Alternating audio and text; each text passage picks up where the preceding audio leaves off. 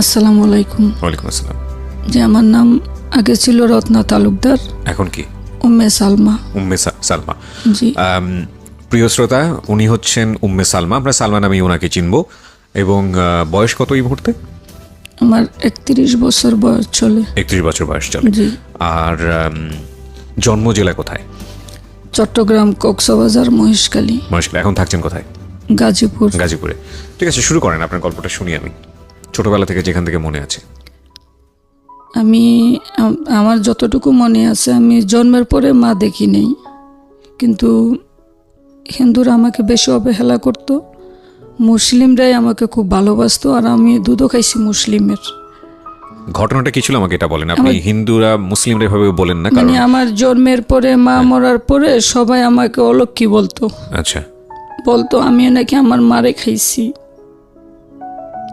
এগুলো বলতো। কোনো অন্যায় করলে বাইরা শুধু মারতো, যে এটা ওই আমার মা মারা গেছে। আমি জন্ম থেকে অবহেলায় অবহেলিতই বড় হইছি। শুধু আমার বাপে আর একটা বোন আমাকে খুব আদর করতো, আর কেউই না। পরে যখন আমি লেখাপড়া করতাম, স্কুলে যাইতাম, তখনও আমাকে বেশিরভাগ মুসলিমরাই ভালোবাসতো, কিন্তু হিন্দুরা আমাকে আত্মীয় স্বজনের ভিতরে তেমন একটা পছন্দ করতো না। আচ্ছা, মানে আপনার মার মৃত্যুর কারণে? হ্যাঁ। পরে আর মুসলিমদের ভালোবাসার কারণেই, কারণ তারা বলতো তুমি তো তোমার মারে খাও নাই, তার মৃত্যুটাই ছিল এভাবে। আর হিন্দু সমাজের মধ্যে এটা একটা কুসংস্কার, এরকম আমাকে বুঝাইতো। না, এটা শুধু হিন্দু সমাজে না, এটা আমাদের পুরো সমাজের মধ্যে এটা আছে। হিন্দু মুসলিম সব জায়গাতেই আছে। আমি গ্রামাঞ্চলেও অনেক সময় এটা দেখেছি। জন্মের সময় সন্তান হওয়ার পরে যদি মা মারা যান, তাহলে সেই সন্তানকে ব্লেম করা হয়। এটা আমাদের সমাজে প্রচলিত আছে, কিন্তু এটা কুসংস্কার। এটা ধর্মীয় দৃষ্টিকোণ থেকে বিষয়টাকে আমরা দেখব না, বাট আপনি যেটা বলেছেন সেটা আছে। হ্যাঁ, কিন্তু আপনি আপনার জীবনে যেটা ফেস করেছেন সেটাই আপনি এখানে বলছেন। সুতরাং প্রিয় শ্রোতা, ওনার বলার জায়গাটাকে আপনারা ওইভাবে নেবেন। হ্যাঁ, বলেন। আর বোনেরা থাকতো মাসির বাড়িতে। মা মরার পরে এক একজন এক এক জায়গায় থাকতো। ঘরে আমার ভাইয়ের বউ ছিল। তো এগুলো কি আপনার নিজের মেমোরি থেকে, নিজের স্মৃতি থেকে বলতেছেন নাকি? হ্যাঁ। আচ্ছা, তো তখন আপনার বয়স কত? তখন আমি ছোট ছিলাম, গত 4-5 বছর, যখন আমার এগুলো মনে থাকে। আমাদের ঘরে ধান চাউলের অভাব ছিল না, কিন্তু আমি বাতে কষ্ট করছি ছোট থেকেই। খাওয়া দাওয়াই। বাবা কি করতো আপনার? বাবা আমার গাছের ব্যবসা করতো, থাকতো না সব সময়। আচ্ছা।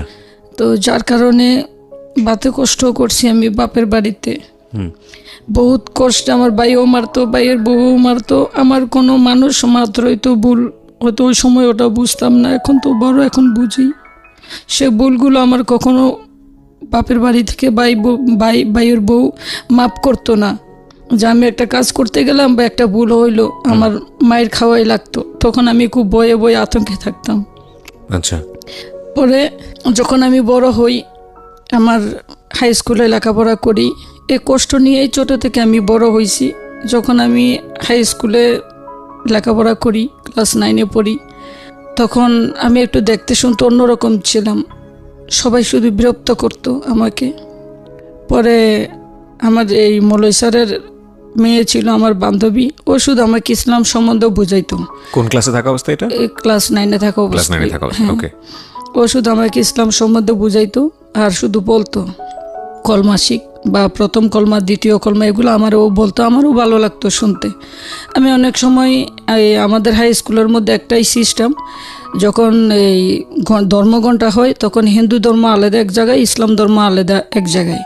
তো আমি বেশিরভাগ ওই ইসলাম ধর্ম ক্লাসে চলে যাইতাম। আমার ভালো লাগতো, ওখানে গজল বলতো বা আরবিগুলো কেমন জানি শুনতো, আমার ভালো লাগতো।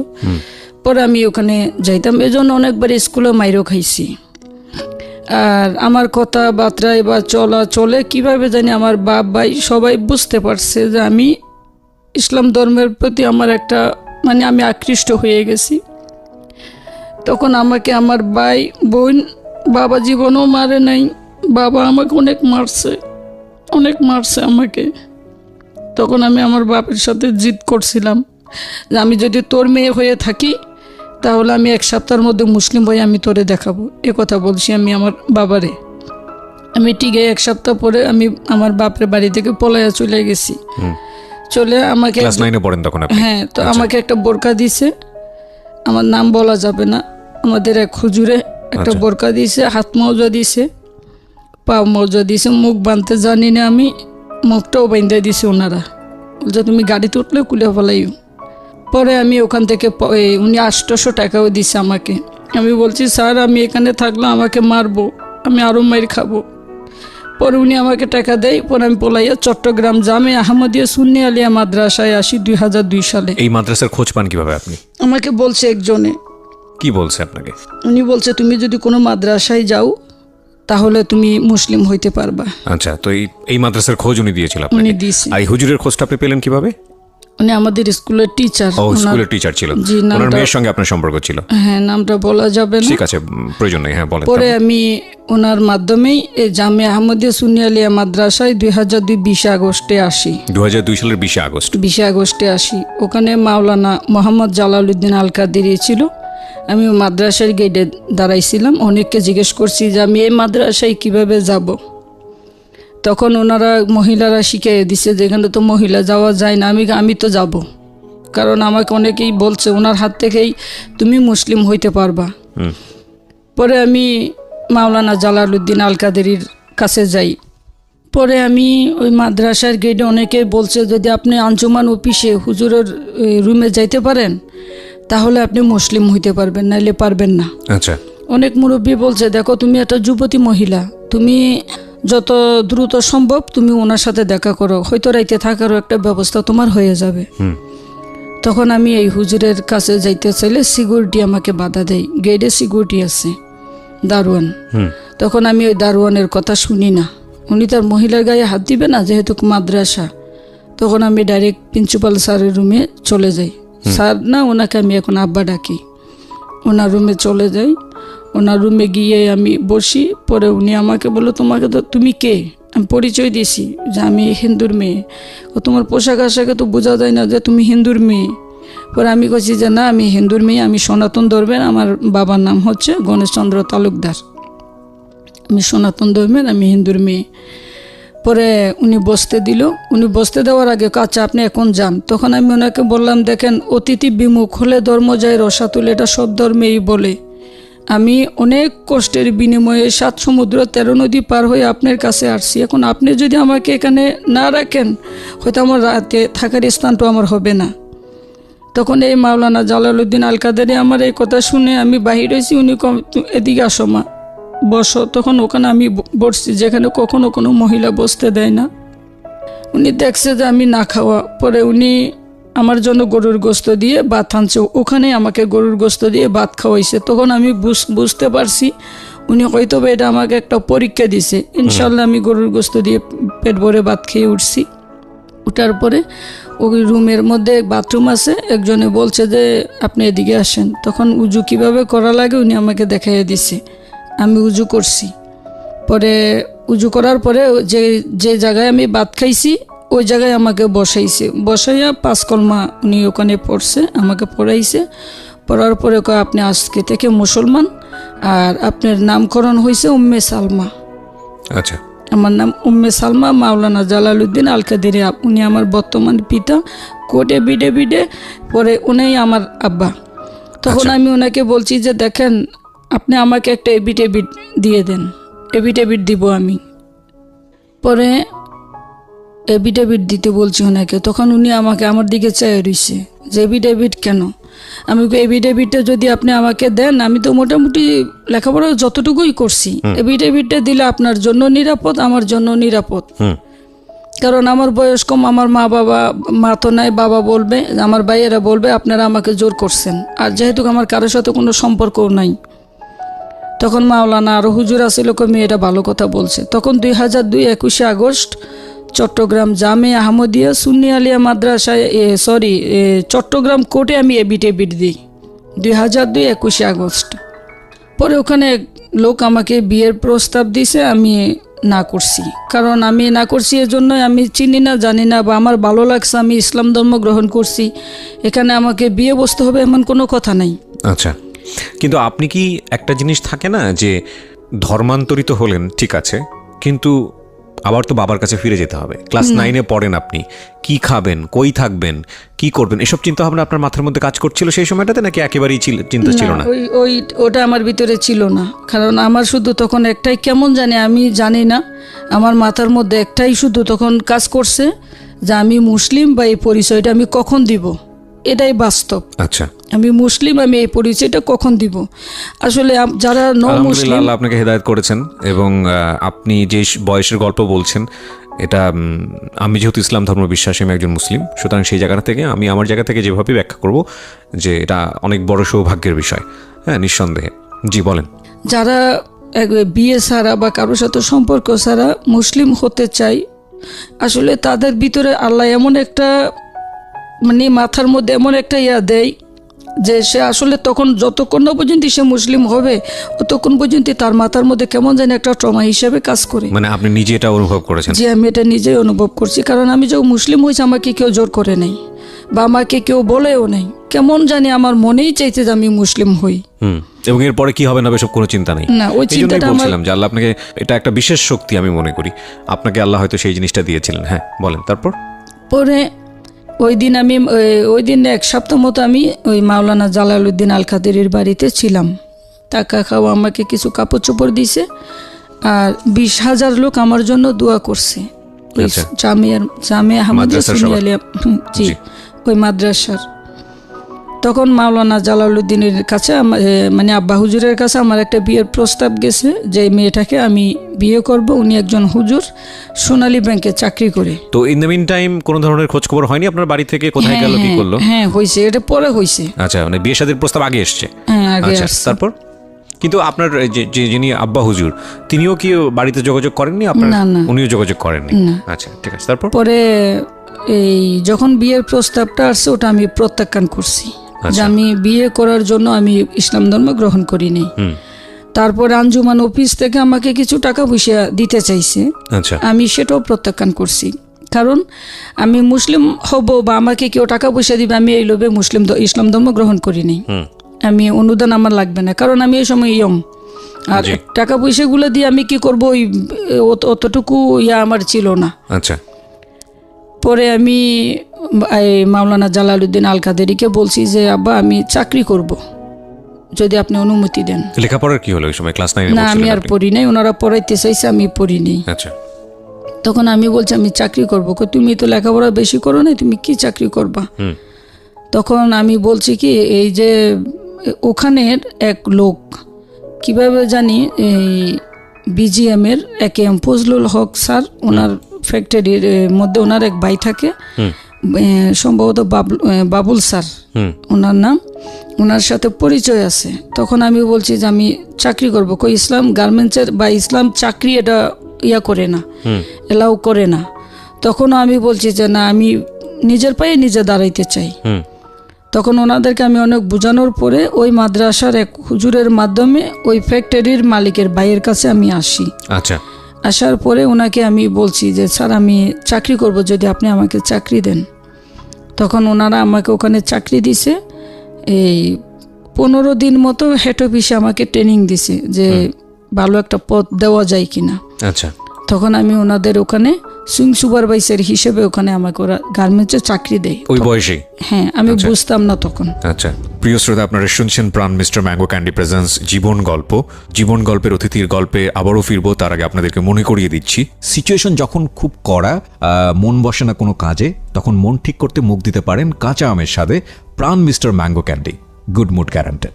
আর আমাদের আজকের এই গেস্টকে যদি আপনি দেখতে চান, প্লিজ চলে আসবেন আমার ইউটিউব চ্যানেলে। আমার ইউটিউব চ্যানেলের ঠিকানা হচ্ছে www.youtube.com/RJKebriafm। আমি আবারও বলছি www.youtube.com/RJKEBRIAFM।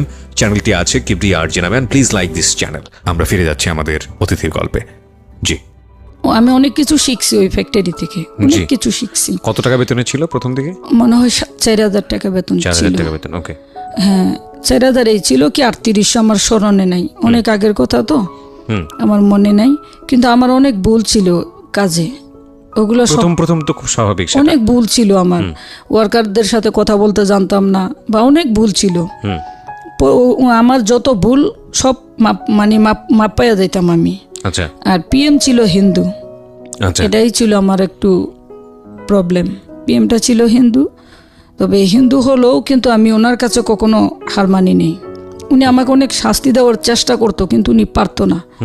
সরাসরি মালিকের ভাইয়ের কাছে আমি চলে যেতাম, স্যারের কাছে, স্যার এই প্রবলেম হয়েছে। উনি একদিন ডেকে পিএম এর বলছে ও যেমনে চাই এমনি আপনি ওকে সুযোগ দিবেন। আচ্ছা এরপর থেকে আমি 2 মাস কষ্ট হয়েছে, তখন কিন্তু আমি মোটামুটি সব কিছু বুঝা ফেলাইছি, গার্মেন্টস সম্বন্ধে বা অনেক কিছু বুঝে ফেলছি আমি।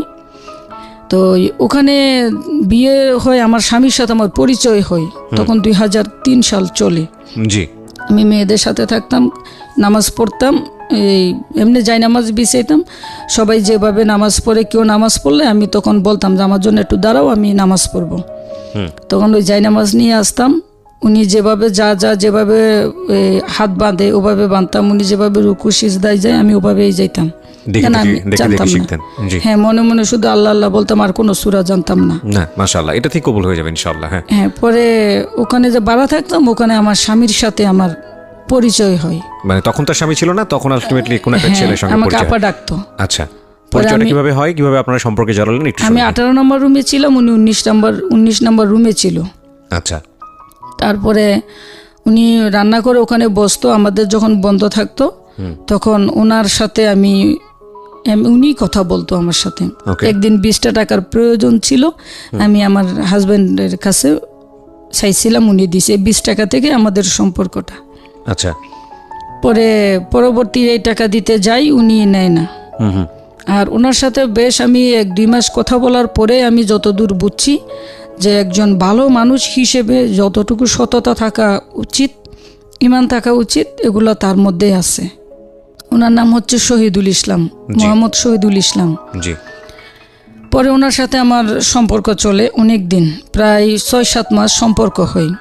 তো এই বেশিরভাগ আমি তার প্রতি আকৃষ্ট হয়েছি। উনি আমাকে ওই সময় কলমা তো আমি পারতাম, সূরা শিখাইছে। তারপরে আলহামদুলিল্লাহ সূরা শিখাইছে। ওই যে পাশাপাশি রুম তো বসে আমি আমার রুমে এই সময়ও কি আপনার বাড়িতে যোগাযোগ হয়নি, কেউ খোঁজ খবর নেয়নি? ওনারাও আমাদের বাড়িতে, আমার ভাই বোনেরা আমার ফ্যাক্টরির গেটে গেছে। আচ্ছা, ও ফ্যাক্টরির গেটে গিয়ে তখন তো আমার অতীতগুলো আমি তাদেরকে তুলে ধরছি। আচ্ছা, আমি বলছি যখন আমাকে 1 প্লেট ভাত মাইপে 1/2 প্লেট ভাত দিত, তখন কই আসিলি তোরা? আমার সবসময় চুরি করা লাগতো ঘরের ভাতের পাতিল, আমি সবসময় চুরি করতাম ঘরে। আমার বাপের বাড়িতে আমার চুরি করে ভাত খাওয়া লাগতো, এটাই সত্য, বুঝছেন? ভাই থাকতো না, বাপ থাকতো না। আমি এমনও করছি, আসলে কি পরিস্থিতি মানুষকে অনেক কিছু করে। আমি এমনও ঘরে খাইছি, ভালো কিছু রান্না আমার ভাইয়ের বউ আমারে ঠিক মতো দিত না, তখন আমি তালা পোকা ধরে মাইরেও তরকারিতে দিতাম বা ভাতে দিতাম, তখন এই ভাত ওরা খেত না। ওই জায়গা থেকে এগুলো ফলাইয়ে দিয়ে পরে এগুলো আমারই খাওয়াইতো, কারণ আমি জানি যত বা উচ্ছিষ্ট খাবার, হ্যাঁ ওগুলো আমার ভাইয়ের বউ দিত, কিন্তু আমার ভাই বুঝতো না। আর ভাই বুঝলো কি বলবে, ভাই ঘরে একটা ভালো কিছু খাবার আনলে চুরি করে ভাইয়ের বউরে দিত। মানে আপনি তেলাপোকাটা এই কারণে দিতেন যাতে খাবারটা আপনাকে দেয়? হ্যাঁ, আর আমার ভাইয়ের ভালো মন্দ যত খাবার আনতো ভাইয়ের বউরেই দিত ঘরের মধ্যে। ভাইয়ের বউ চুরি করে করে খাইতো, কিন্তু কখনো আমারে দেয় নেই। দেখেন আমি একজন নারী, বিবাহিত, আমারও ননদ আছে, আমি কখনো আরেকজন নারীর নামে মিথ্যা বলবো না, কিন্তু আমার এই কাজগুলো আমার ভাইয়ের বউ করতো, আমাকে দিয়ে ঘরে সব কাজ করাইতো। আমি বহুত কষ্টে আমি তাদেরকে ত্যাগ করছি, আমার চুল পরিমাণ কষ্ট হয় নাই, কিন্তু এখন কষ্ট হয়, কারণ এখন যে একটা বিপদে পড়ছি আমি এখন বুঝি আমি। তবে আমার যে ভাই বউ আমাকে সব সময়ের জন্য মারধর করতো, কষ্ট দিত, তাদের প্রতি আমার কোনো সহানুভূতি নেই। পরে যাই হোক, আমার হাজব্যান্ডের সাথে যখন আমার পরিচয়টা হয়, তো ওরা এসে যোগাযোগ করার পরে কি হলো, আপনি ফিরিয়ে দিলেন? তারা যখন ফ্যাক্টরির গেটে আসতো, এসে আমার ভাই একদিন আমার হাত ধরছে, আমি ধাক্কা দিয়া বাইরে ফালাইয়া দিছি। তখন আমি বলছি যে আমি তোরে চিনি না, কই আসিলি? যখন আমাকে সকাল থেকে এই অনেক সময় স্কুলে যেতে দিত না, আমার কাজ করাইতো, ভাইয়ের বউ চেয়ারে বসে বসে আমার হুকুম দিত। আমি ছোট মানুষ, আমাকে এমনও হয়েছে যে কল চাপতে পারি না আমি, যে চাপ কলটা আমি চাপতে পারি না, কারণ আমার বয়স যে কল শক্ত ছিল। আমার ভাইয়ের বউ কী করতো, সবসময়ের জন্য আমাকে দিয়ে কল চাপাইতো। তখন আমি কি করতাম, যদি কল না চাপতাম তখন ভাইয়ের বউ বলতো যে, আমার বৌদি বলতো, তো দাদা এলে কিন্তু আজকে বিচার দেবো, তুই পানি এনে দেওস নাই। তখন ওই পেট দিয়ে কলের ধরে আমি শক্ত করে মানে চাপ দিয়ে আমি কল চাপতাম। এই জন্য আমার পেটে কিন্তু এই নাড়ি বুড়ি সব মানে শক্ত হয়ে গেছিলো। এই জন্য আমার বাবা আমাকে চিকিৎসা করাইছে। আর যখন আমার বোনেরা সবাই জানছে, আমার মামার বাড়ির মধ্যে জানছে, ফ্যামিলি থেকেও সবাই আইসা, তখন আমার ভাইয়ের বউর একটা চাপ দিছে যে ও ছোটো মানুষ, ওর এত বড় কলসিটা কেন দেও। আমিও বয়ে বয়ে আনতাম, নাইলে মাইর খাবো। তখন আমার ভাইয়ে বড় একটা লাঠি দিয়ে ভাইয়ের বউরে মাইরা মাথা ফাটাইয়া ফেলাইছিল, অনেক বড় মাথা ফাটছিল। এই সময় চেয়ারম্যান পর্যন্ত দেখতে আসছিল। যদি আমার ভাইয়ের বউর পরবর্তী শিখাইয়ে দিছে আমার ভাইয়ে। ঠিক আছে, তো আপনি ফেরত দিয়ে দিলেন। তারপরে আপনার ফ্যাক্টরির সামনে থেকে ওনারা কি রিটার্ন চলে গেল? আপনাকে তো নিতেই আসছে। হ্যাঁ, চলে গেছে। হ্যাঁ, ওই সময় কি জানালেন ওদেরকে যে আপনি মুসলমান হয়ে গেছেন? হ্যাঁ, জানতো, এটা পরবর্তী জানছে। আচ্ছা, ঠিক আছে। তারপরে আপনি যার কথা বলছিলেন যে আপনার পরবর্তীতে যিনি হাজবেন্ড হয়েছেন তার সাথে সম্পর্কের বিষয়টা। জি। পরে যখন আমার স্বামীর সাথে আমার পরিচয় হয়, তখন তারে আমার ভালো লাগে। ভালো লাগলেই সে আমাকে সূরা শিখাইছে, বা মা বাপ সম্বন্ধে তার মানে যথেষ্ট ভক্তি। আর তার মা বাবাও খুব ভালো, আমার শ্বশুর শাশুড়ি খুব ভালো। তখন আমি আমার স্বামীকে নিজেই প্রস্তাব দিছি। আমার স্বামী শুধু আমাকে বারবার বলতো যে আপনি একটা ভালো ছেলে দেখে বিয়ে করেন। তখন আমি আমার স্বামীকে বলছি যে আপনাকেই তো আমার ভালো লাগে, আমি ভালো ছেলে আর কই দেখবো। তখন সে একটা টেক্সটাইল মিলে চাকরি করতো, সুতার মিলে, আর টিউশনি করাইতো। আচ্ছা। তো আমার স্বামী বলছে, ঠিক আছে, আপনি যদি বিয়ে বসেন বা বিয়ে করতে চান, আমাকে যদি আপনার ভালো লাগে আমি আপনাকে বিয়ে করব। তখন আপনি করে কথা বলতাম আমরা। আচ্ছা। তখন আমি আমার হাজব্যান্ডকে নিয়ে চট্টগ্রাম ওই যে জামিয়া আহমদিয়া সুন্নি আলিয়া মাদ্রাসায় যাই শুক্রবারে। ওখানে গিয়ে মাওলানা জালালউদ্দিন আল কাদেরী সাহেব, বর্তমান যে উনি আমার পিতা, ওনাকে আমি বলি। বলার পরে উনি বলছে, ঠিক আছে, যদি তোমরা দুজনকে ভালোবাসো তাহলে তোমরা একটা শুভ দিন থেকে বিয়ে করে ফেলো। আর আমার বিয়েটা তখন মাদ্রাসা থেকে দেওয়া হয় নাই। আচ্ছা। তখন আমি বদারাট কাজী অফিসে আমার স্বামী তার মানে পরিচিত সবাইকে নিয়ে ওখানে গিয়ে আমি বিয়ে করি। আচ্ছা। বিয়ে করার পরে আমি কাবিননামা কি বুঝতাম না। কাবিন যদিও কম দিছি, বুঝতাম না আমি কাবিননামা, এখন বুঝি। পরে বদারাট কাজী অফিসে বিয়ে হয়। তখন সুন্নিয়া মাদ্রাসায় আমরা দুইজন যাই, হুজুরদেরকে জানাইতাম। তখন আমার স্বামীকে তারা আঞ্জুমান অফিস থেকে এককালীন কিছু টাকা পয়সা দিতে চাইছে। তখন আমি না করছি। আমি তুমি যদি টাকা পয়সা নাও, আমি তোমার ঘর করব না। আমার স্বামীও বলছে যে আমার টাকা পয়সা লাগবে না। টাকা পয়সা কেন নেননি আপনারা? আপনাদেরকে তো সাহায্য করতে চাইছে। আমি আসলে টাকা পয়সাগুলো দিয়ে কি হবে, অতটুকু জ্ঞানটা তখন ছিল না। তখন এটাই আসছিল যে আমরা দুজনেই তো চাকরি করি, যেভাবেই হোক দাঁড়িয়ে যাব, মানুষের সাহায্য কেন নিতে হবে। হ্যাঁ, তখন এটা একটা লজ্জা লাগে বা শরম পাইতাম। কেউ যদি টাকা হাততো তখন মানে শরম পাইতাম আমি, এটা ছোট থেকেই লজ্জা লাগতো। তো তারা টাকা পয়সাগুলোর জন্য দিতে চাইছে। আমাদের নতুন বিয়ে হয়েছে বা আমাদের ঘরে তো কিচ্ছু নাই, নতুন সংসার, অনেক কিছুর প্রয়োজন, এজন্যই তারা দিতে চাইছে। তবে একজন লোকে দিছে এগুলা, ওখানের স্থানীয় দুইজনে মিলে, ফার্নিচারের ছিল, মিলা ছিল, তারা দুইজনে মিলে আমাদেরকে একটা খাট, একটা আলনা, তারপরে আরো না একটা খাট আর একটা আলনা দিছিল, লেপ তোষক দিছিল। এতটুকুই আমি ওনাদের কাছে পাইছি। আচ্ছা। তারপরে আমাদের বিয়ের 15 দিন পর্যন্ত আমরা দুজন আলাদা ছিলাম, একসাথে ছিলাম না। আমি বলছি তোমার সাথে তোমাকে ভালো লাগছে, আমি বিয়ে করছি, কিন্তু তোমার গার্জিয়ান নিয়ে আসো। যেহেতু আমি গার্জিয়ান ছাড়া বিয়ে বইছি। তখন আমার শ্বশুর আসে, আইসা আমাকে দেখে পছন্দ করছে, আমাকে টাকাও দিছে আমার শ্বশুর, এই সময় 500 টাকা। তো মাইনে নিছে আমার শ্বশুর। পরে বলে যে বউ নিয়ে তুমি দেশে যাইও। তখন আমার হাজব্যান্ড আমাকে নিয়ে দেশের বাড়িতে যাই। আচ্ছা। গেলে আমাকে ওখানে ওরা হিন্দুদেরকে মালাউন বলে, শ্বশুর মানে ওই দেশেই মালাউন বলে। তো মালাউন কারে বলে এটা কিন্তু আমি বুঝি না। তারপরে আমি দেখতাম কি আমার বাসুরের বউ আমাকে মালাউন বলে মানে সব সময়ের জন্য বকা দিত।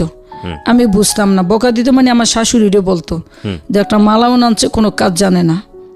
এরকম করে বকা দিত, এরকম করে কথা বলতো।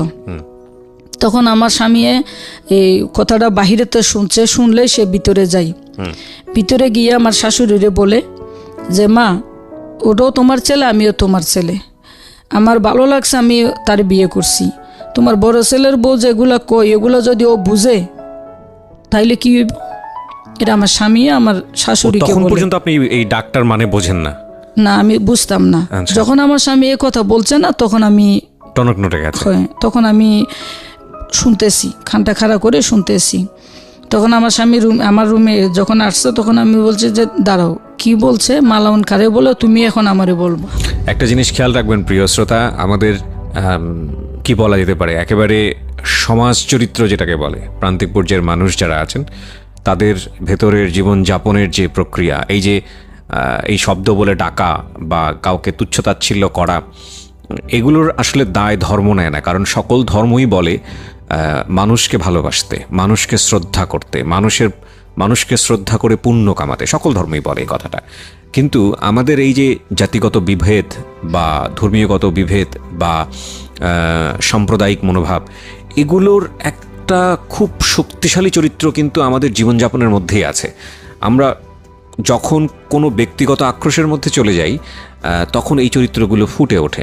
আমরা যাকে ইচ্ছা বকা দিচ্ছি, যেভাবে ইচ্ছা বকা দিচ্ছি, আমাদের রাগ প্রশমন হচ্ছি, কিন্তু এটা মনে রাখছি না যে যেই জিনিসটা আমি দিয়ে দিচ্ছি কাউকে, ওই জিনিসটা আমার কাছ থেকে আমাকে রিল্যাক্স করলেও আমি কিন্তু কাউকে আমাকে পরবর্তীতে আক্রমণ করার জন্য এরকম একটা কোনো জিনিস তার কাছে জমা দিলাম। মানে বিষয়টা এরকম, ধরেন আপনি কাউকে বকা দিচ্ছেন বা যে কোনো কিছু বলে হিট করছেন, আপনার ভালো লাগছে, এতে আপনার একটু রাগটা প্রশমন হচ্ছে, কিন্তু আপনি কিন্তু তার পরক্ষণে চিন্তাগ্রস্ত, কিংবা আপনাকে অবশ্যই টেনশনে থাকতে হবে এই কারণে যে এই রাগটা কিন্তু আমি ট্রান্সফার করে আরেকজনের কাছে দিলাম, এবং সেটা কোন দিকে রূপ নিবে আপনি কিন্তু জানেন না। এটা কিন্তু নিজের কাছে রাগ গোপন রাখার চাইতেও ভয়াবহ অবস্থা। সুতরাং এই জন্যই দেখবেন যে ওয়াইজম্যানরা এই কথাটা বলে যে আপনি রেগে গেলেন তো আপনি হেরে গেলেন। অনেক সময় গাড়ির পেছনে সুন্দর করে লেখা থাকে। কারণটা হচ্ছে, রাগ যতক্ষণ আপনার কাছে আছে, কষ্ট যতক্ষণ আপনার কাছে আছে, বা কারোর প্রতি ক্ষোভ যতক্ষণ আপনার কাছে আছে, সেটা নিয়ন্ত্রণ আপনার কাছে আছে। কিন্তু আপনি যখন প্রকাশ করে ফেললেন, আপনি যখন কাউকে হিট করে ফেললেন, আপনি যখন কাউকে বকা দিয়ে ফেললেন, আপনি তো ভুলে যাবেন, আপনার রিল্যাক্স হয়ে যাবেন, কারণ আপনার রাগ ততক্ষণের শেষ। কিন্তু আপনার ভেতরের এই যে মানে ভয়ঙ্কর রকমের খারাপ কাজটা, এটা আপনি যার সাথে করলেন তার কাছে এটা জমা দিলেন, এবং এটা পরবর্তীতে কিভাবে আপনার কাছে ফিরে আসবে আপনি এটা জানেন না। অর্থাৎ আগের চেয়ে পরের অবস্থা কিন্তু আরও জটিল অবস্থা। ঠিক আছে, এই জন্য রাগটা না করাটাই ভালো। প্রিয় শ্রোতা, আপনারা শুনছেন প্রাণ মিস্টার ম্যাঙ্গো ক্যান্ডি প্রেজেন্স জীবন গল্প। জীবন গল্পের অতিথির গল্পে আবারও ফিরবো, তার আগে আপনাদেরকে মনে করিয়ে দিচ্ছি, সিচুয়েশন যখন খুব কড়া, মন বসে না কোনো কাজে, তখন মন ঠিক করতে মুখ দিতে পারেন কাঁচা আমের স্বাদে Pran mister mango candy, good mood guaranteed. আর আমাদের আজকের এই গেস্টকে যদি আপনি দেখতে চান, প্লিজ চলে আসবেন আমার ইউটিউব চ্যানেলে। আমার ইউটিউব চ্যানেলের ঠিকানা হচ্ছে www.youtube.com/RJKibriya.fm। আমি আবারও বলছি, www.youtube.com/RJKEBRIAFM। চ্যানেলটি আছে কিবরিয়া আরজে নামে। Please like this channel. আমরা ফিরে যাচ্ছি আমাদের অতিথির গল্পে। জি, ওকে। জি, আপনি যে কথাটা বলছিলেন যে আপনাকে গালি দিচ্ছিল এবং আপনার হাজবেন্ডকে আপনি জিজ্ঞেস করলেন যে বলো এটা জিনিসটা আসলে কি। হ্যাঁ, তখন আমি বলছি তুমি আমাকে বলো তো কি বলছে। হেই, পরে কই কিছু না। আমি বলছি আমাকে শুয়ে বলো, তখন সে আমাকে বলে নেই। পরবর্তী আমার মাথা থেকে যায় না যে আমাকে মালাউন যে বলল, আমার লাগতেছে যে কয়েকটা কথাই ইঙ্গিত আমাকেই বুঝাই, যদিও আমি মালাউনটা বুঝি নেই। পরে আমি ওই বাড়িতে একজনকে আমি বলছি যে আচ্ছা মালাউন, তার নামটা আমি বলতে চাই না, মালাউন কারে বলে। তখন না, মালাউন কারে বলে এটা না, আমি এই মালাউন এদিকেই, আমি এভাবেই বলছি। তখন সে আমাকে বলে মালাউন তো তুমি আমার মালাউন ডাকলা কেন, মানে বোঝার জন্য আসলে। হ্যাঁ। তখন বলতেছে যে আমি বলছি ভাবি আসলে মালাউন কারে বলে আমি বুঝি না, আমি এর জন্যই আপনাকে মালাউন বলছি, আপনি আমার উপরে রাগ হইয়েন না। পরে কয় সালমা দাঁড়াও, তুমি এটা কেন জিজ্ঞেস করলা? তখন আমি ওনারকে খাইতে বলছি, আমি বলছি দেখেন আমাকে না মালাউন বলে বকে, তা আমার ভিতরে তো এমনি কষ্ট, যে জন্ম থেকে আমি কষ্ট পাইয়া বড় হইছি। কিন্তু আমার স্বামীর কাছে যখন বিয়ে হয় তখন আমি বাতে পানিও কষ্ট করি নাই। আমার স্বামী কখনো কোনো কিছু খাবার দাবার আমার কাছে হিসাব নিত না। পরে তখন আমি ঘরে এসে প্রতিবাদ করি নাই। তা আমার শাশুড়িকে বলছি যে মা একটা কথা বলি, কই বলো। আমি কইছি আমি কিন্তু মা দেখি নাই জীবনে, আমি এই প্রথম, জীবনের প্রথম কিন্তু আপনাকেই মা বলে ডাকছি। আমার শাশুড়ি তখন কান্না করছে। তখন আমি বলছি যে মা, মানুষে বলে যে শাশুড়ি কখনো মা হয় না, কিন্তু আমি মনে করি যে আপনি আমার শাশুড়ি না, আপনি আমার মা। আমাকে যদি কেউ কোনো কিছু বলে আপনি এটার প্রতিবাদ করবেন, এটা আমার শাশুড়িকে আমি বলছি। পরে আবার যেদিন তার একদিন কি 2 দিন পরে সে আবার বলে, আমি না কোনো কাজ জানতাম না ওই দেশের, মানে বড় বড় পাতিলে ভাত রান্না করে এটি কিভাবে মার গালে। আমার ভিতরে তখন একটাই চিন্তা, আমি যদি কখনো এখানে আসি আমি কিভাবে এত বড় বড় ভাতের পাতিলগুলার মার গালবো, এগুলো আমার শাশুড়িকে বলতাম। পরে তো শাশুড়িকে আরও বলতাম যে মা, কখনো যদি আমি এখানে আসি আপনি আমার কাছে থাকবেন, কারণ আমার অনেক কিছু এই দেশের শিকার আছে। তা আমার বাসুরের বউ ওই দিনও এই রাতে হয়তো সন্ধ্যা 6টা-7টা হবে, তখন আমার শাশুড়ির সাথে ঘরের মধ্যে বসে ভিতরে কাজ করতেছে আর আমারে বকতেছে। আমি কোনো কাজ করি না, আমি কাজ করি কোনগুলা করি, আমি ঘর ঝাড়ু দিতে পারি, তারপরে যে এই কুটা বাচা করে দিতে পারি, পাটায় বসে মরিচ বাড়তে পারি না, কারণ এগুলো আমি জানি না। তারপরে ধানের করে এগুলো আমি জানি না, সিদ্ধ করে বা অনেক কিছু বরিশালের আমি জানি না। তখন আমার বাসুরের বউ আমাকে যখন ভিতরে রুমে বসে আমার শাশুড়িকে বলে যে মালাউনের বাচ্চা শুধু পায়ের উপরে পাও তুলে দিয়ে খাই, মানে কথায় কথায় ধরনের কোটা। হ্যাঁ, এই ধরনের বলে। তখন এর ভিতরে আমার একটা মেয়েও হয়। আচ্ছা, আমার একটা মেয়েও হয়, উম্মে সাহেরা মেম। আমার অল্প বয়সে বিয়ে হয়, হয়তো 13-14 বছর হবে এই বয়সে আমার বিয়েটা হয়েছে। মেয়েটাও আমি পালতে জানি নেই। পরে যখন আমার বাসুরের বউ ভিতরে বসে বসে বকতেছে, তখন আমি ঘরের ভিতরেতে উত্তর দিছি, আমার তাদের সামনে আসছি। এসে তখন আমি বলছি, আমি লেবু বেশি চিপিস না, বেশি চিপলে পানি তিতায় বাইর হই, তুই এ দেশের মেয়ে সব কাজ জানোস, এভাবেই বলছি আমি। তুই এ দেশের মেয়ে সব কাজ জানোস, আমি জানি না, আমারও তো শিখাই নিবি। আর তুই আমাকে কোনো হুকুম দিলে তো আমি না করি না, আমি তো করি। পুষ্করণীতে আমি নামতেও পারি না, খেজুর গাছের গাটলা আমি পারি না নামতে, খেজুর গাছের ঘাটলা, তাহলে আমি ওখানে কি কাজটা করব? তারপরে মুরগি আনলে আমি খেটে দিই, মাছ আনলে আমি খেটে দিই, কারণ এগুলো আমার স্বামী আমাকে শিখাইছে, আমার রান্নাবান্নাও আমার স্বামী আমারে শিখাইছে। বাপের বাড়িতে আমি সব কাজ করছি, কিন্তু এই কাজগুলো করি নাই। আর চট্টগ্রামের কাজ আর বরিশালের কাজ অনেক তফাৎ। পরে তখন আমার হাজব্যান্ড, আমার বাসুরের বউর সাথে আমার একটা হাতাহাতি হবে এরকম বাপ হওয়ার পরে তখন আমার স্বামী আসার পরে আমিও মারতে গেছিলাম আমার বাসুরের বউরে, সেও আমাকে মারতে আসছে। কারণ আমার ভিতরে একটাই দুঃখ আসছে যে আমি আর কত অত্যাচারিত হব, এবার আমি প্রতিবাদ করব। পরে আমার স্বামী আসে, এটা পরিস্থিতি নিয়ন্ত্রণে আসে। তখন আমার স্বামীকে বলি যে আমি চলে যাব, আমি এখানে আর থাকবো না, আমি যখনই আসি আমি আসব, তোমার ভাইয়ের বউ যখন ঢাকা থাকবে তখন আমি আসব, আর আমি যখন আসব তখন জানি হ্যাঁ না আসে, এ কথা আমি আমার স্বামীকে বলছি। এখন মাঝখানে আমার শাশুড়ি পড়ে গেছে বিপদে, বড় ছেলের বউ, তার বাপের বাড়ি ওই জায়গায়, আর আমার তো বাপের বাড়ি নেই। আমার বাসুর এসে আমার স্বামীকে মারে, সেজ দেওয়ারও মারে আমার হাজব্যান্ডকে, এখনও আমার স্বামীকে তারা দেখতে পারে না। পরে আমার সেজ দেওয়ার আমাকেও মারছে। তো তখন আমার স্বামী আমার শাশুড়িকে বলে যে মা, তুমি যদি ঠিক থাকতা তাহলে আজকে এই পরিস্থিতিটা হইতো না, বউ মারামারিটা হইতো না। আজকে তুমি বড় বউরে প্রশ্রয় দিছো বিদায় আজকে এই সমস্যাটা হয়েছে। ঠিক আছে মা, তোমার মেজো ছেলে মরে গেছে এটাই মনে রাখবো, আমি চলে গেলাম। এই বলে আমার স্বামী আমাকে, তখন বাড়ির আরও লোকজন এসে তারা এটা মীমাংসা করে দেওয়ার চেষ্টা করছে, কিন্তু আমি মীমাংসায় আসি নাই। আমার একটু কষ্ট লাগছে, অনেক কষ্ট লাগছে ওই সময় আমার, কারণ আমার জায়গায় হয়তো বা অন্য কেউ যদি হয়তো এরকম কষ্টই লাগতো। পরে চলে আসি না, ওই রাত ওখানে থাকি, আমাকে খাইতে বলে আমি খাই না, কারণ আমার তখন কষ্ট লাগছে। আমার শাশুড়ি বড় বউকে এত ভালোবাসে, কেন আমাকে ভালোবাসে না? আর আমি সবসময়ের জন্য আমার ননদ শাশুড়ি তাদেরকে সব কিছুই আমি দিতাম, আমার বাসুরের বউ দিত না, কারণ তার মা ছিল তো তার দিলে আগে মাকে দেওয়া লাগতো, তারপরে আমার শাশুড়িকে দিলে দিত, না দিলে নাই।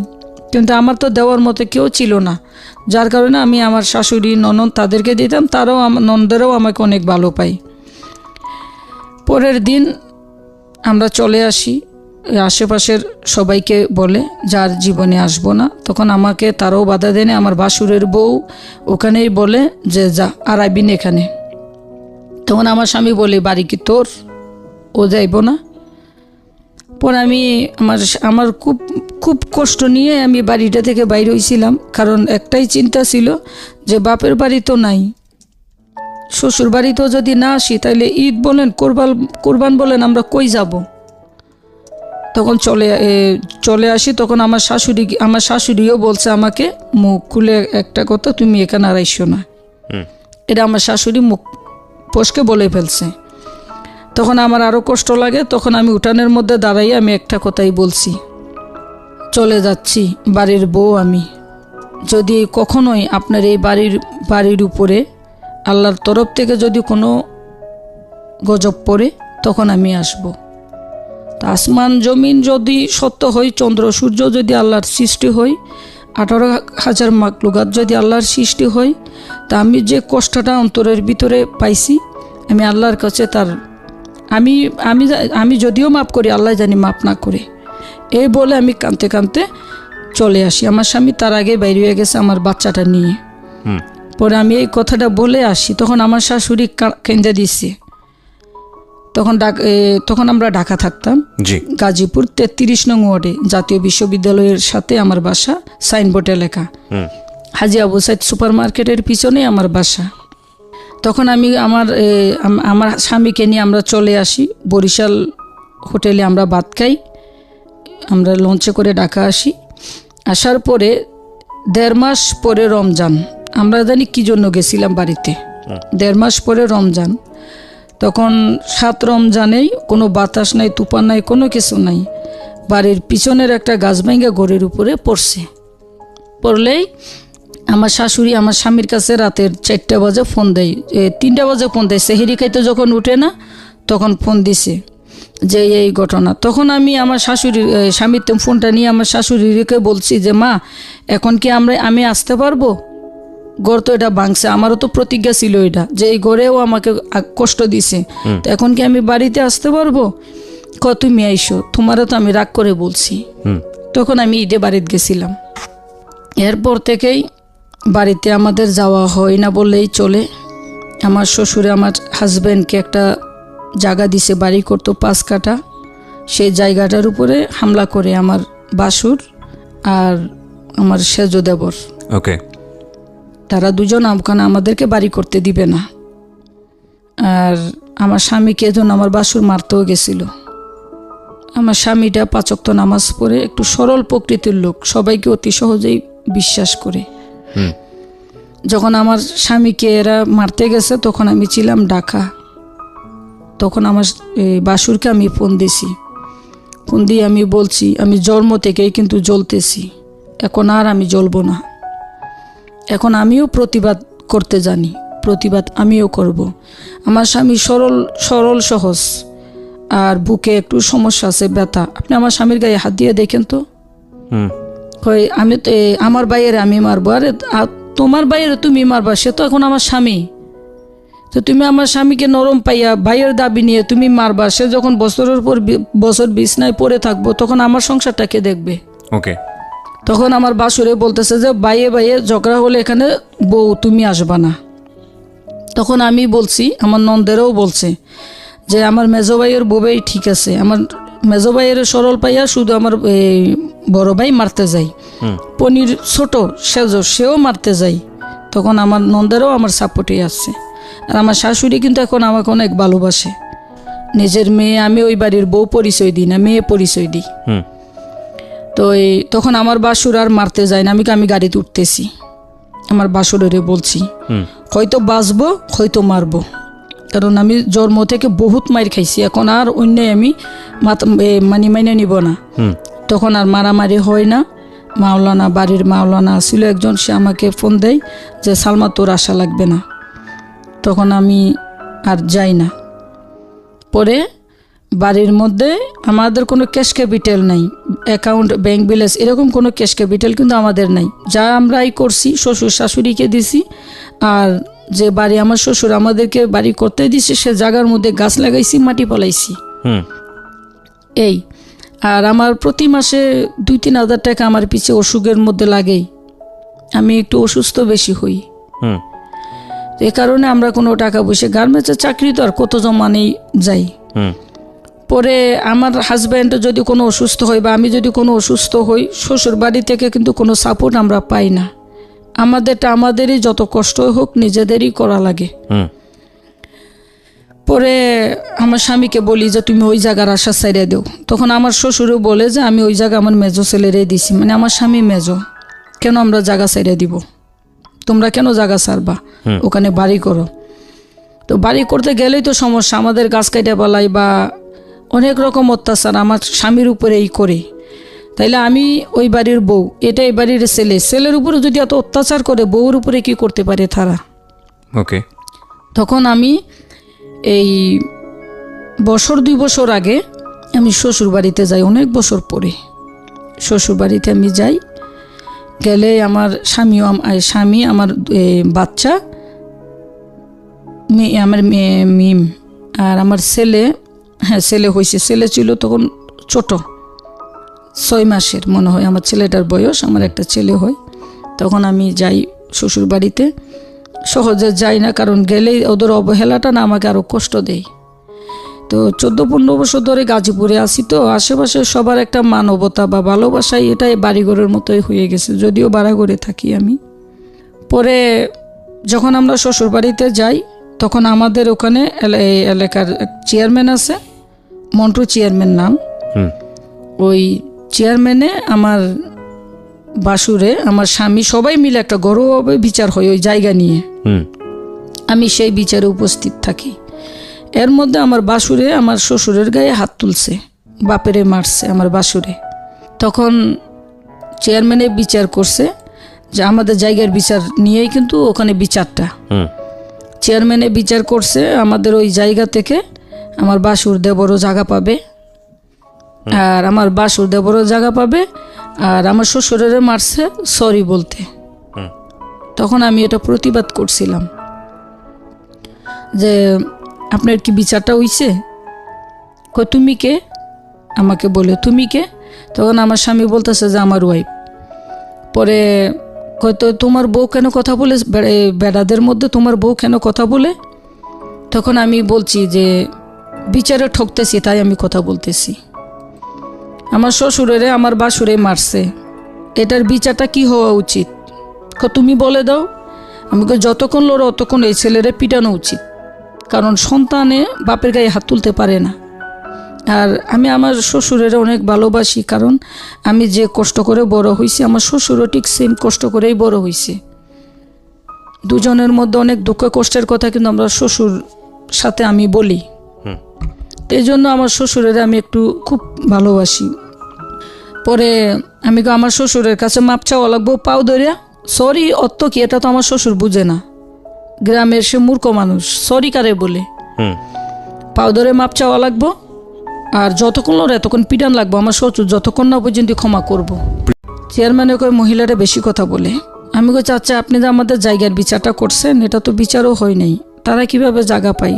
তো তারা যদি জায়গা পায় তাহলে এখানে আমরা আর বাড়ি করব না, তারাই বাড়ি করুক, কারণ গ্রাম অঞ্চলে 5 কাঠা জায়গা কোনো জায়গা না, তারাই বাড়ি করুক, আমরা ছেড়ে দিই।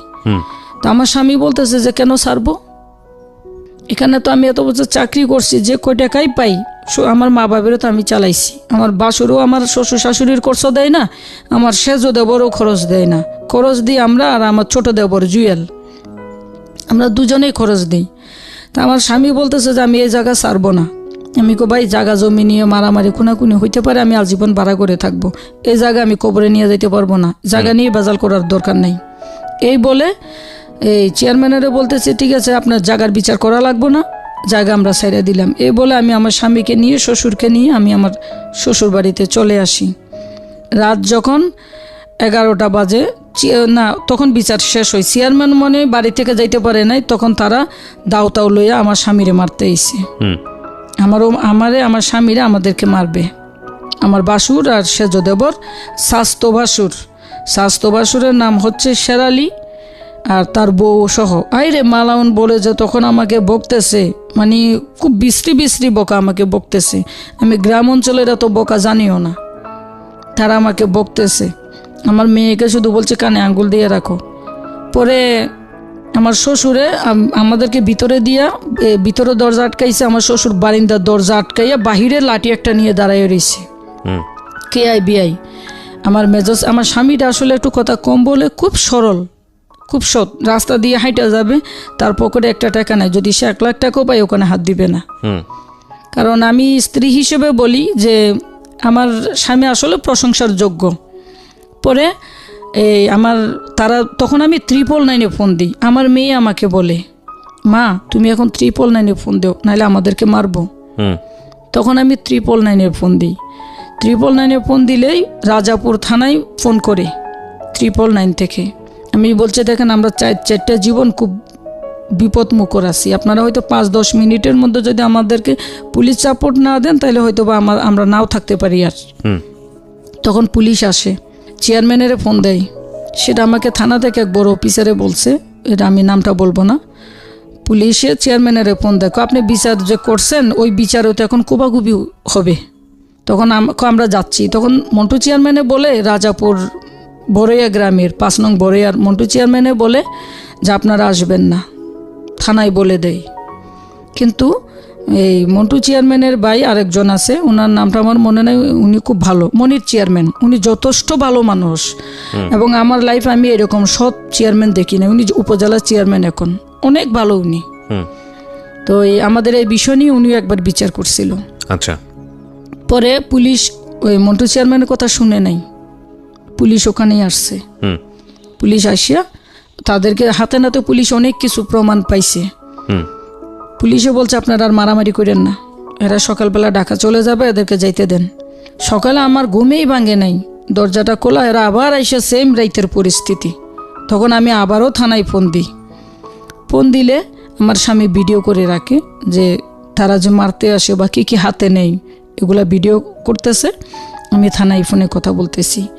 তখন আমার দেবর আর বাসুরে বলে, আমি তো এই কথাটা এখানে বলতে পারবো না, খুব খারাপ একটা কথা, অশ্লীল কথা হলে প্রয়োজন নাই।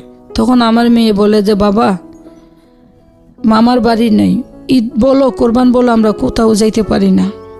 সকালে 11টা বাজে স্কুলে যাই, 4টা বাজে আসি, এই পর্যন্তই আমার যাওয়া আসা। ভাগ্যটা কেন এত খারাপ? আমার মেয়েটা কিন্তু অনেক জ্ঞানের। ভাগ্যটা, একটা মানুষের ভাগ্যটা এত খারাপ। তখন আমাকে বলে যে মা এরকম ভুল তুমি কেন করলা? ওখানে আমার শ্বশুর অনেক কাঁদে, শাশুড়িও কাঁদে। এমন ভুল তুমি কেন করলা যে ভুলে আজকে তোমার ভুলের কারণে আজকে আমাদের সে মাসুল দেওয়া লাগতেছে। 7-এ পড়ে তো মোটামুটি নিজে কবিতা বানাইতে পারে, গান বানাইতে পারে, গজল বানাইতে পারে, অনেক বুঝে। আজকে তুমি মুসলমান হয়েছো বিদায় আমি আমার বাপের ঘরে হয়েছি, আমার মামার বাড়ি নেই, দাদার বাড়ি থাকেও এখন নাই, ঢাকা যাবো আর জীবনে এখানে আসবো না। তখন পুলিশ আসে, এসে আমাদেরকে ওখান থেকে নিয়ে যায়। গিয়ে আমি আবার রাজাপুর থানার মধ্যে এফআইআর করে ওখানে একটা থানা থেকে মামলা করে সে মামলা কোর্টে নিয়ে আমি মামলা চালাই। বর্তমানে আমার বাসুরে সবাই যারা আমার স্বামীর উপরে বেশিরভাগ অত্যাচার আমার স্বামীর উপরেই করতো।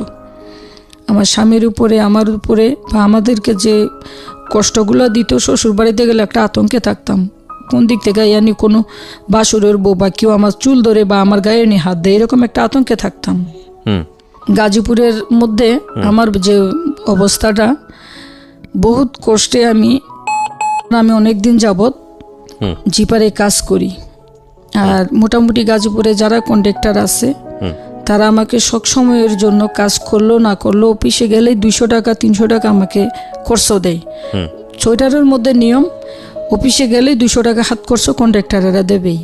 কারণ আজকে হয়তো বা আমার 200 টাকার কাজ হয় না, কালকে আমার 1000 টাকার কাজও হতে পারে, এজন্য দেয়। বা অনেককে দেয় না, কিন্তু আমার কন্ট্রাক্টরেরা আমাকে দেয়, জানে আমি অর্থনৈতিকভাবে অত সচ্ছল না।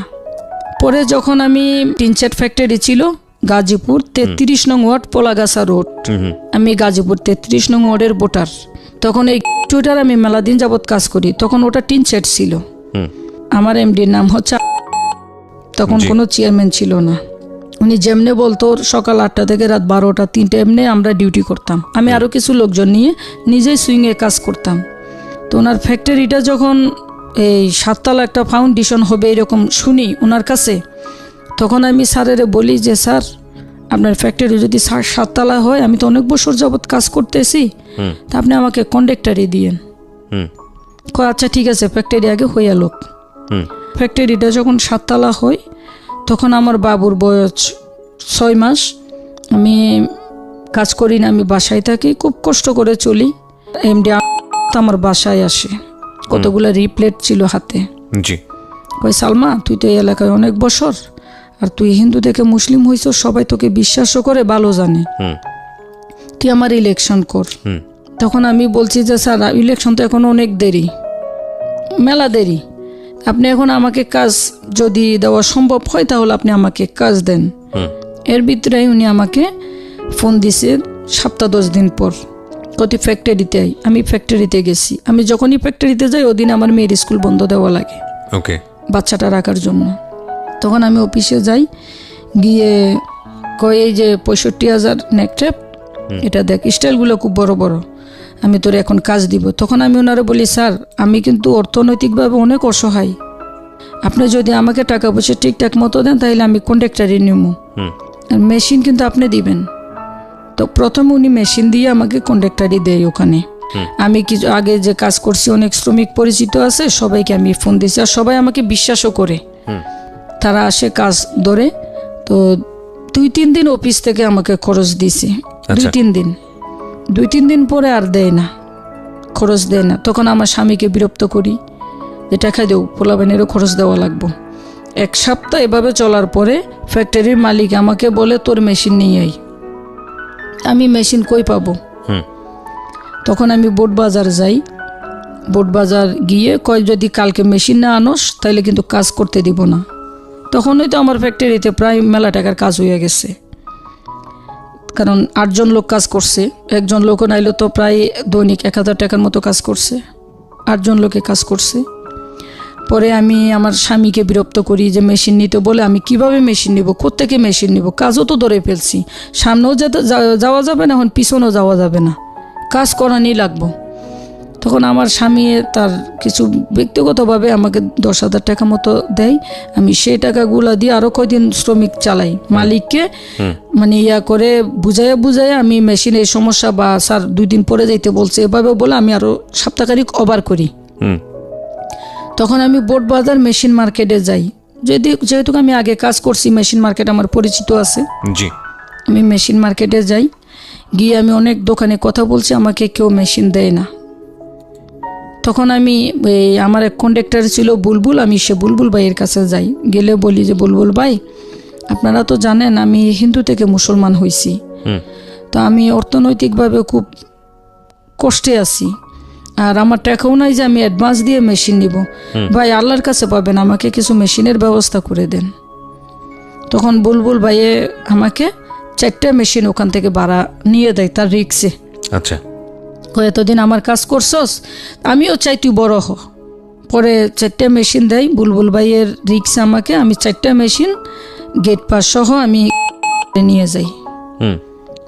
ওখানে একটা মেশিন প্রবলেম ছিল, ওটা 1 সপ্তাহ পরে আমি ওই মেশিনটা বাইর করে দিই। 55,000 টাকা আমি SS সোসাইটি থেকে কিস্তি নিয়ে আমি আরও একটা মেশিন নিজে কিনি, জ্যাক সার্ভো আইটি গেট জ্যাক শোরুম থেকে। পরে আমি বিল জমা দিলে তখন আমি আমার শ্রমিকরা কাজ করে, আমি ওই যে 55,000 টাকা যে কিস্তি নিছি ওখান থেকে টাকা দিয়ে শ্রমিকদেরকে টাকা দিছি, 70,000 টাকা আমি সুদে নিছি। জি, এগুলা আমাকে আমি পরিস্থিতি বা মানে শিকার হয়ে আমি এই টাকাগুলো নিছি।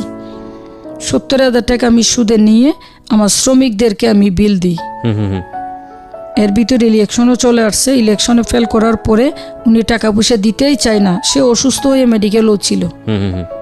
পরে এখন দাঁড় করতে করতে এলাকার মধ্যে দাঁড় করে শ্রমিকগুলারে বিল দেওয়া লাগে, বিভিন্ন মানুষের হাত পাও ধরে টাকাই না।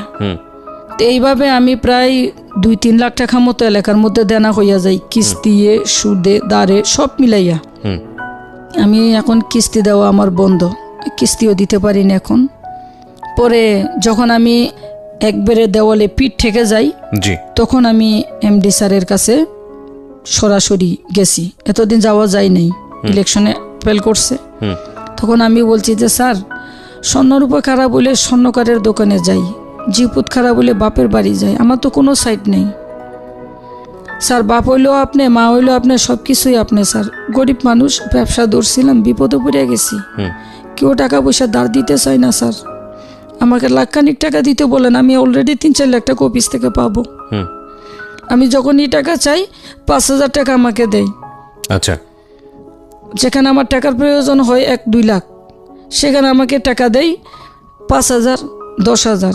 10,000 টাকা দেয় চেম্পারে, আবার উনি কি জানি একটা এভাবে চাপ দেয়, আমি এভাবে একটা আওয়াজ হয়, আমারে এভাবে ইশারা দেয়।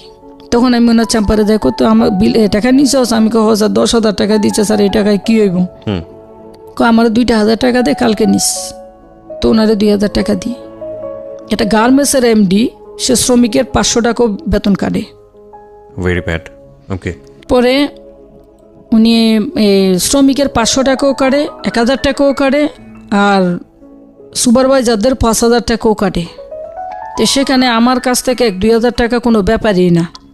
পরে উনি যখন আমি ওনার কাছে টাকাটা বারবার চাইছি, স্যার 10,000 টাকায় কী হয়, তখন কয় ঠিক আছে তুই কালকে টাকা নিস। কালকে তো ওনার কাছে যাওয়া যায় না 2,000 টাকার জন্য। আর গেলে উনি বুঝতো যে 2,000 টাকার জন্য আসছে বা 5,000 টাকা নিছে এটার জন্যই আসছে, উনি চাম্পারে অ্যালাউ করতো না।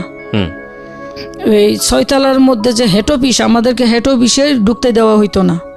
অথচ ওই ফ্যাক্টরির কন্ডাক্টর আমরা, আমাদের আন্ডারে 10-12 জন, আমার আন্ডারে 10-12 জন লোক কাজ করে। যে ফ্যাক্টরি থেকে আমি 4 থেকে 4.5 লাখ টাকার বিল জমা অলরেডি দিয়ে দিছি, সেই অফিসের ভিতরে হেড অফিসও আমার ঢুকতে দেওয়া হয় না। আর শুধু আমি না, কোনো পাওনাদার হেড অফিসে অ্যালাউ করে না, শুধু আমি না, আরও তো বিভিন্ন সাইড কন্ট্রাক্টর আছে প্রত্যেকটা সাইডেই। পরে আমি জোর করে আমি ওনার চেম্বারে যাই, তারপরের দিন যখন ঢুকতে দেওয়া হয় না, জোর করে যাই। আমি জোর করে গেছি বিদায়, উনি পুরা হেড অফিসে সবাইকে মিটিংয়ে ডাকছে যে কন্ডাক্টর কেন এখানে এসে ঘোরাঘুরি করবে, এখানে আসবে। তখন আমি ওনার চেম্বারে সাহস করে ঢুকি, এত কিছু ওভারটেক করিয়া। আমার শ্রমিকরা কাজ করতে চায় না, 2.5 লাখ টাকার বিল আমি এখন জমা দিব, আর সেখানে 4.5 লাখ টাকার বিল আমি জমা দিয়ে দিছি। 2.5 লাখ টাকার বিল আমি জমা দিব ঈদের মাসে। উনি কেন, কীভাবে কথাটা বলে যে কন্ট্রাক্টর কেন এখানে আসবে, তাহলে ঈদের মধ্যে বিল দিব না, শ্রমিক তো আমাকে রেহাই দিবে না, আর আমি কত সুদ নিব, কত দেনা নিব, কত কিস্তি নিব, আমি কিভাবে টাকাগুলো শোধ করব। তখন আমার ভিতরে একটা মানসিক চাপ চলে আসছে। তখন আমি ওনার চেম্বারে যাই, গেলে উনি কোনো কথা নাই, উনি চেয়ারের থেকে উঠে আমার একটা গাড় ধাক্কা দেয়, মালিকে গাড় ধাক্কা দিলে টাইস, ওই যে এখানে তো কার্পেট, ওখানে ওটা ফাঁকা টাইস করা ফ্লোর, আমি পড়ে যাই। আমার বাচ্চার বয়স 1.5 বছর, সবাই দেখছে, সিসি ক্যামেরাও আছে ওখানে। তখন আমি খুবই লজ্জিত, মানে খুবই লজ্জিত, আমার কাছে খুবই লজ্জা লাগে।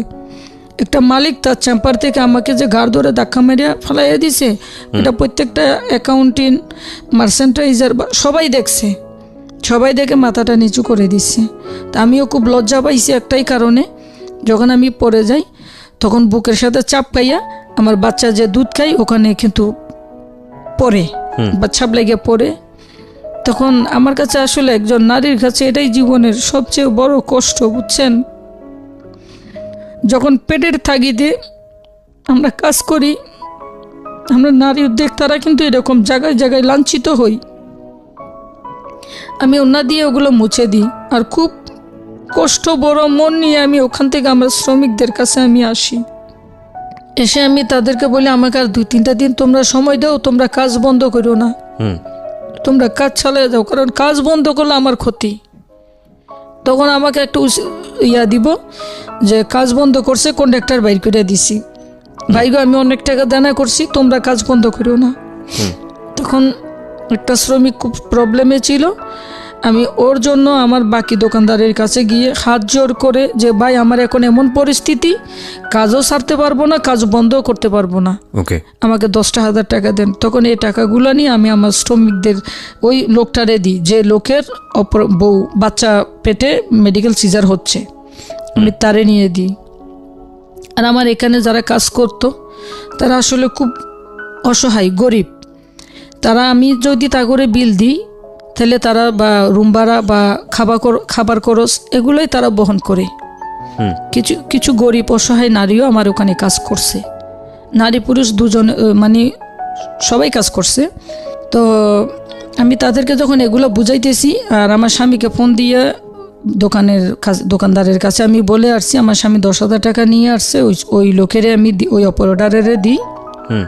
তখন আর একটা মেয়ে ছিল, স্বামী নাই, খুব অসহায়, মেয়েটা খুব কাঁদতেছে। তখন আমি বলছি আমার স্বামীর বেতন হইলে আমি ওই টাকাটা তোমারে দিব, আচ্ছা তুমি কাজ করো বোন, তোমরা কাজ করো। 2-3টা মেয়ে খুব অসহায়, ওরা, তোমরা কাজ করো বোন, কাজটা বন্ধ করো না। এর ভিতরে এমডি ফ্লোরে আসে, এরকম ফ্লোরে এসে যে অশ্লীল ব্যবহারগুলো করছে আমাকে, আমার শ্রমিকদের সামনে, একটা মালিকের ব্যবহার যে এত খারাপ হইতে পারে এটা আমার জানা ছিল না। তখন আমি মাথাটা নিচের দিকে দিয়ে কান্না করতেছি, কারণ উনি একটু আগে আমার গায়ে হাত দিল, আবার এখন এসে উনি আমাকে অপমান করতেছে। আসলে আমার টাকা পয়সা নাই বিদায় অফিসের টাকাটা আমার খুব প্রয়োজন ছিল, ওই মুহূর্তে আমি ঘরে বাজার করি না, তারপরেও আমি শ্রমিকদেরকে খরচটা দেওয়ার চেষ্টা করছি। কই তুই কালকে থেকে অফিসে ঢুকবি না, আমি সিকিউরিটিরে বলে দিব তোর কোনো ওয়ার্কার আমার ফ্যাক্টরিতে ঢুকবে না। আমি যে কদিন কাজ করাইছি ওখানে, আমি আমার প্রত্যেকটা শ্রমিক, মানে 2 জনের খুব সিনিয়র অপারেটর আমি ওখানে বসাইছি। পরের দিন আমি মনে করছি কি স্যারে রাগ করে কথাটা বলছে। পরের দিন গেটে আসি, আমার শ্রমিকগুলা সহ দেখি সিকিউরিটির হাত সত্যই ঢুকতে দেয় না। এখন আমার মেশিন অফিসের মধ্যে, তারপরে মেশিন মার্কেট থেকেও আমাকে এর আগে টাকার জন্য চাপ দিছে, মেশিনও আটকাইয়ে দিছে, ঈদের আছে আর 10 থেকে 15 দিন। এই সময় কি কোনো মানুষ, কোনো মুসলমান এরকম করতে পারে বলেন? 7-8 জন লোক গেইডে, তারা আমার গায়ে হাত দিছে প্রকাশ্যে, তারা আমার ধাক্কাইছে, আপনি এখান থেকে চলো যান, আমার শ্রমিকদেরকে ধাক্কাইছে। তখন আমি সন্দেহ করছি, আমার শ্রমিকগুলারে সরাইয়ে দিছি, ছেলেগুলারে, মেয়েগুলা ছিল সাথে। তখন ওরা আমাকে ধাক্কাইতেছে, এখান থেকে চলে যান। আমি বলছি এটা সরকারি রাস্তা, আমি কেন এখান থেকে চলে যাব? এখানে আমি এই এলাকার ভোটার, এখানে দাঁড়ানোর অধিকার আমার আছে। আসলে কি ওরা তো এলাকার স্থানীয়, ওদের কাছে কোনো মানবতা জিনিসটা নাই। তখন আমি ওখান থেকে চলে আসি, তাও আসতাম না। পাশের চার দোকানে আমি বসে আমার যারা যে শ্রমিকগুলো আসছে তাদের নামগুলো আমি লিখতেছি। এর ভিতরে আসছে, ওই যে এমডির একজন লোক আসছে, সে কয় আপনি এখানে কেন? আমি কই ভাই আমি ওদের নামটা লিখে চলে যাইতেছি, তুমি স্যারেরে যাই কিছু বললো না। এই ছেলে যে স্যারেরে বলছে যে স্যার সালমা তো দোকানে বসে আপনার জন্য সমালোচনা করতেছে। আমি কিন্তু ওখানে বসে আমার যে শ্রমিকগুলা যে আগের দিন কাজ করছে তাদের যে খরচটা দিয়েছি ওটা আমি লেখি নেই, ওটা আমি ওই দোকানে বসে বসে আমি লিখতেছি, কারণ এটা হয়তো এই সুযোগটা আর পাবো না, এই শ্রমিকগুলার হয়তো আমি আর নাও পাইতে পারি। তখন আমি এটা লিখতেছি, এর ভিতরে এমডি আইসে লাঠি লইয়া, মোটা একটা লাঠি লইয়া এমডি স্যার আইসে, দোকানদারের যে মারাটা মারছে। 3 দিন অসুস্থ ছিল দোকানদার, কিন্তু আমি খাইছি 2টা বাড়ি ওই সময় পিঠে। আমি লজ্জায় কাউরে বলি না, কারণ এই এলাকায় আমি 15 বছর, আমি একজন নারী উদ্যোক্তা, একটা মালিক আমাকে মারছে, এই কথাটা আমি কিভাবে বলি বলেন? এই কথাটা আমি বলতে পারি নাই। আপনাদের তো উইমেন চেম্বার অফ কমার্স আছে, অন্যান্য প্রতিষ্ঠান আছে, থানা পুলিশ আছে, আপনি সেখানে যাননি কেন?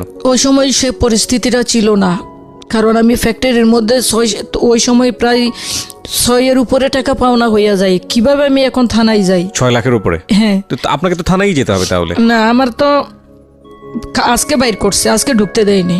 হ্যাঁ, এই গ্যাঞ্জামগুলো তো আজকে হইতেছে। হ্যাঁ, তারপরে কি করলেন আপনি? তারপরে আমি এই মায়ের খাইয়ে আমি ঘরে আসি, আমার মেয়েকেও বলি নেই। শুধু আমার স্বামীকে রাইতে বলছি যে মিমের আব্বু কি করতাম, আমি তো ওর জন্য থানা পুলিশ করে পারবো না। তো মিমের ভাবে বলতেছে যে থানা পুলিশ করে পারবো না, একটু ধৈর্য ধরো, টাকা দিয়ে দিব, যেহেতু গায়ে হাত দিছে। তো আমি বলতেছি আমি কালকেও যাবো, গিয়ে দেখি টাকা দেয় কিনা। তখন আমি এলাকার কিছু গণ্যমান্য লোক দ্বারা তারও বোঝানোর চেষ্টা করছি, যার কিছু না হোক বা আমি একজন মুসলিম হিসেবে আমাকে মানবতা দেখাই আমার টাকাগুলো আর মেশিনগুলো দিয়ে দিতে বলেন।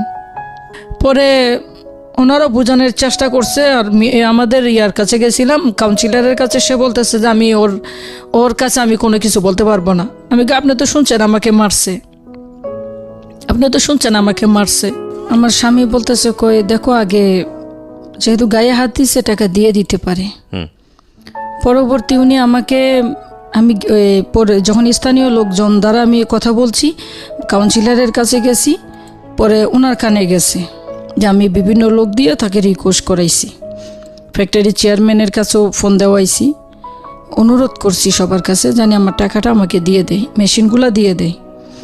পরে উনি আমাকে ডেট দিল যে ঈদের 2 দিন আগে, যে সব ফ্যাক্টরি যখন ছুটি দিয়ে দেয় 2-3 দিন আগে, ওই সময় যাইতাম, খোঁজখবর রাখতাম, আমাকে 1 লাখ টাকার চেক দিবে। আমি শিওর যে আমাকে যেহেতু চেয়ারম্যানে বলছে আমাকে চেক দিবে। তখন আমি আমার স্বামীকে বলছি থাক ভাই, মায়ের যে 2টা খাইছি কেউ কিন্তু দেখে নাই, দোকানের ভিতরে দিছে আমাকে দুটোটা বাড়ি, কেউ দেখে নাই। তো 1 লাখ টাকার চেক দিব, তোমারও তো বেতন হবে, আমি মোটামুটি দিতে পারবো। পরবর্তী মাসে আস্তে আস্তে দিলে হয়তো আমি শ্রমিকগুলারে ক্লিয়ার করতে পারবো, দেনাগুলো দিব। কি করব, ভুল করে কন্ডাক্টারে নিছি। পরে ওনাদের ডেট অনুযায়ী আমাকে অ্যাকাউন্টসে ফোন দেয়। আচ্ছা, ঈদের 2 থেকে 3 দিন আগে অ্যাকাউন্টসে ফোন দেয়। ফোন দিয়ে বলে যে আপা আপনি কই? আমি কইছি ভাই বাসায়। আপনার জন্য 1 লাখ টাকার চেক দেওয়া হয়েছে। তো 1 লাখ টাকার যখন চেক দেওয়া হয়েছে আমাকে ঠিক আছে ভাই, আমি কখন আসবো? কই আপনি 12টার দিকে এসেন, দুপুর 12টার দিকে। আমি এখন ব্যাংকে আছি। আমি দুপুর 12টার দিকে ফোন করছি, তখনও উনি বলে যে আমি ব্যাংকে আছি। সে তখন অফিসের মধ্যেই ছিল। পরে 2টা বাজে উনি আমাকে ডাকছে, আমি গেছি, গেলে কথা বলতে পারি না, এরকম করতে করতে 5টা বাজে, তখনও আমি ফোন দিই, ব্যস্ত আছি। তবে অ্যাকাউন্টিং যদি আমাকে বলতো যে আজকে আপনার জন্য ভয়ঙ্কর পাত অফিসের মধ্যে, আপনাকে যতই লোকে ডাকুক, যেই ডাকুক আপনি আসবেন না, তাইলে কিন্তু আমি যাইতাম না। কিন্তু আমি অ্যাকাউন্টিংকে অনেক শ্রদ্ধা করতাম। তো সে নামাজ কালামও পড়তো। আসলে পাপে বাপেরে সারে না, তার শাস্তি হয়তো সে এখন পাইছে। পরে রাইতের যখন 11টা বাজে, তখন সিকিউরিটি বলে আপনাকে ভিতরে ডাকে। তখন আমার যেই নাম্বারে আপনাদের সাথে কথা হয়েছে নাম্বারও ছিল, গ্রামীণ নাম্বারও ছিল, যে একটা ভিডিও ভাইরাল হয়েছে আমার, সে ভিডিওতে আমার ওই গ্রামীণ নাম্বার ছিল, সবই ছিল। কি ভিডিও ভাইরাল হয়েছে আপনার? আমার ভিডিওতে কি একটা ভিডিও, আমি সুসাইড করব বলে একটা ভিডিও দিছি ফেসবুকে। আচ্ছা, সেই ভিডিওর মধ্যে আমি ওনাদের নাম ঠিকানা সহ উল্লেখ করছি। তো তখন আমি ওই সিমটা আমার সাথে ছিল। 11টা বাজে আমি ভিতরে যাই, যখন আমি রুমে ঢুকি তখন আমি দেখি 7-8 জন অচেনা লোক। এর মধ্যে আমি 2-3 জনকে চিনি। আর আমার গলায় কিন্তু একটা চেন ছিল, কানে 1 জোড়া কানের দুল ছিল। এগুলো আমি যখন বাপের বাড়ি থেকে আসি না, তখন আমার বাইয়ের বউয়ের ছিল, আমি নিয়ে আসছিলাম বাপের বাড়ি থেকে।